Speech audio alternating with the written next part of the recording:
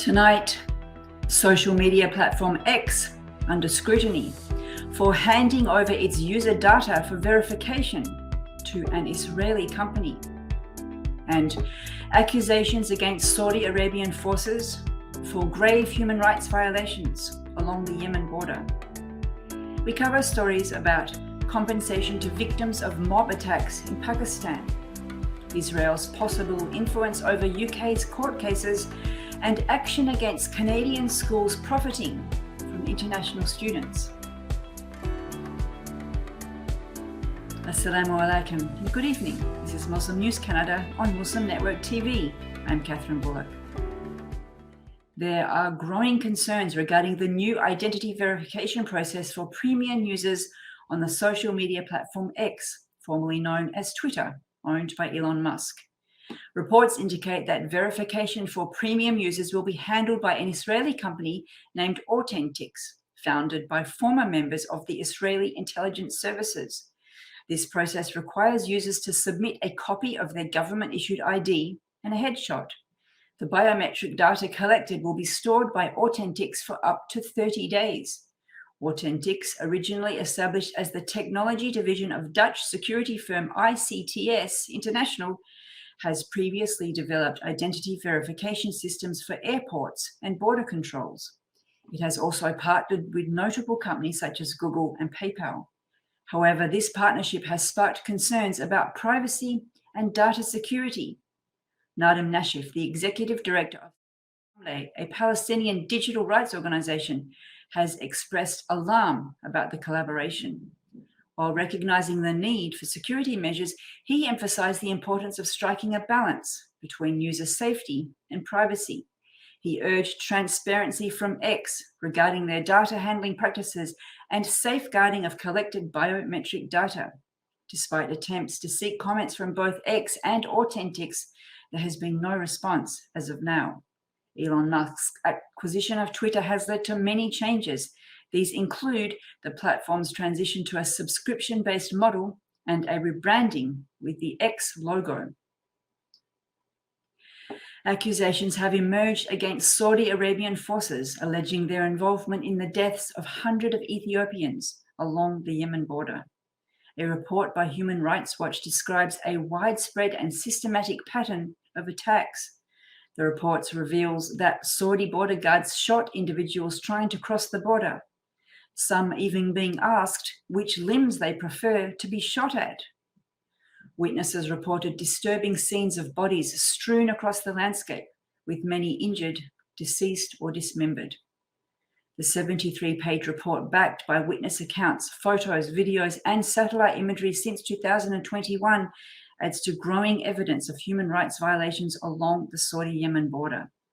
Human Rights Watch official Nadia Hardman accuses Saudi officials of killing migrants and asylum seekers away from the world's gaze. The Mixed Migration Center, an independent data analysis organization, is also saying that Ethiopian migrant workers are being deliberately killed by Saudi security officials, with instances of sexual abuse and violence being rampant. The Saudi embassy in Geneva previously refuted allegations from the Mixed Migration Center, claiming a lack of evidence for grave rights violations. Yemen, one of the Arab world's poorest nations, has been plagued by conflict involving Houthi rebels controlling the north and Yemeni factions backed by Saudi Arabia and the UAE in the south. The dire circumstances drive Yemenis to face bullets and explosive weapons while seeking work in Saudi Arabia.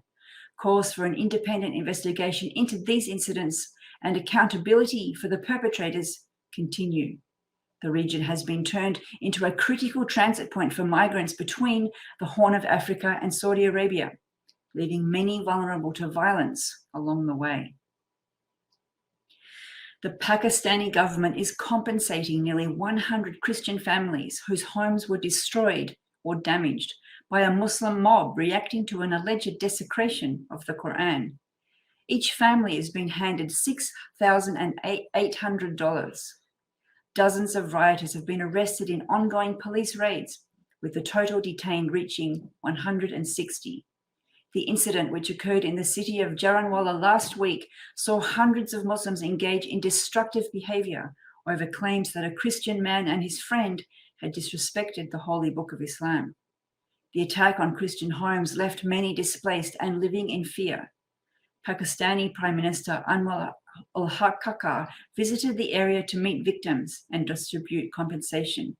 He assured the protection of minorities, including Christians. Kakar vows that those responsible for the attacks would not escape punishment, condemning them as, quote, enemies of humanity. The compensations are set to be completed within the next 48 hours, and the repair of damaged churches has begun. British media are reporting that documents show officials from the Israeli embassy in London may have attempted to influence the prosecution of pro-Palestine protesters. The materials were obtained through a Freedom of Information request from a group called Palestine Action. The documents show instances where embassy officials allegedly sought to pressure the Director General of the Attorney General's office, Douglas Wilson, to intervene in court cases involving these protesters. The documents are heavily redacted, but include an email from May 9th where Wilson is telling embassy staff that the Attorney General's office cannot intervene in individual cases. This correspondence follows a period of direct action by the Non-Violent Palestine Action Group, who targeted the facilities of Israeli weapons manufacturer Elbit Systems. Palestine Action claims that these revelations underline a pattern of collaboration between the UK and Israel, aimed at suppressing pro-Palestine activism in the UK. These findings have led to calls for the UK to condemn foreign interference and prioritise its sovereignty over foreign influence. The Israeli embassy, however, states that it would not interfere in the UK's legal proceedings. The ongoing work of the embassy, it says, involves raising awareness about attacks on entities related to Israel. For more on demands for the resignation of Manitoba's Premier, stay tuned.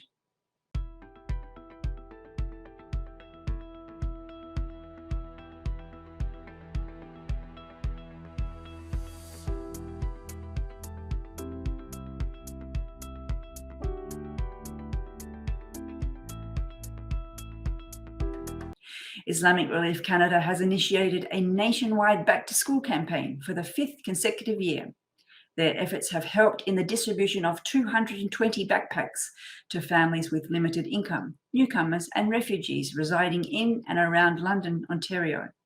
Mariam Qasim, a volunteer, says this is a very special time for children. Qasim says providing fully equipped backpacks eliminates worry for these kids.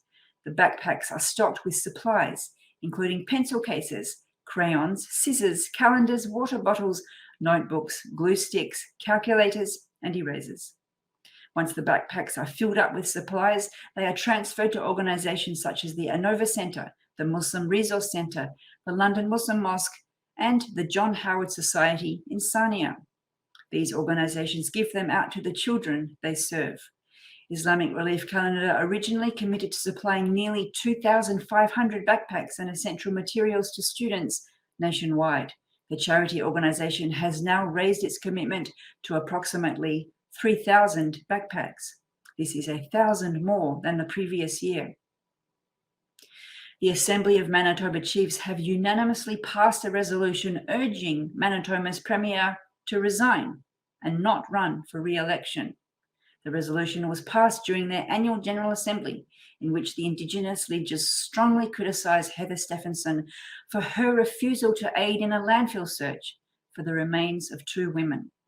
Long Plain First Nation Chief Kyra Wilson emphasised that they invite the Premier to join efforts to find the missing women or step aside.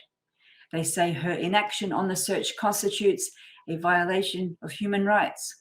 The resolution points to Article 12 of the United Nations Declaration on the Rights of Indigenous Peoples, which includes the right of Indigenous people to repatriate human remains.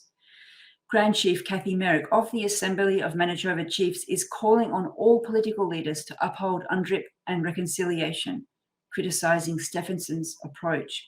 The landfill search pertains to Morgan Harris and Mercedes Myron. The 2 Indigenous women are believed to have been murdered by alleged serial killer Jeremy Skibicki. Stefanson's decision not to assist in the search was based on a feasibility study, citing safety risks and uncertainty about success. The Premier's office has not commented. Previously, the office justified the decision based on health and safety concerns and the absence of guaranteed results. Canadian officials are thinking of taking action against unscrupulous schools who profit from international student tuition fees while failing to address student accommodation. Housing Minister Sean Fraser, speaking in Charlottetown before a 3-day Liberal cabinet retreat, acknowledged the country's deepening housing crisis. He raised concerns over schools enrolling 5 to 6 times as many students as they have spaces for in student housing. Canada had previously aimed in 2014 to nearly double international student enrolment to over 450,000 by last year. Fraser underscored the need for immediate attention. While he proposed capping enrolments, he also emphasized engaging with schools to mitigate housing pressures. He said that not all schools are contributing to the problem.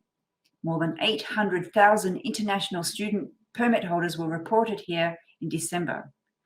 The annual cabinet retreat is typically geared towards setting government priorities for the upcoming fall parliamentary session. It will centre discussions this year on the housing crisis. Prime Minister Justin Trudeau has signalled his commitment to addressing housing challenges. During the retreat, the government will assess a report co-authored by 3 housing and homelessness experts. The report offers 10 recommendations to alleviate housing pressures. These include eliminating federal sales taxes on housing units built for rentals and spearheading a national housing accord involving various levels of government and housing entities. Fraser stressed the need for thorough discussions before committing to all recommendations. Thank you for watching. Our news is produced by Sound Vision, which is a not-for-profit organisation. We need your support for donations. Please scan the QR code on our broadcast or visit muslimnetwork.tv to donate now so we can continue to amplify the voices of Muslims in Canada and abroad.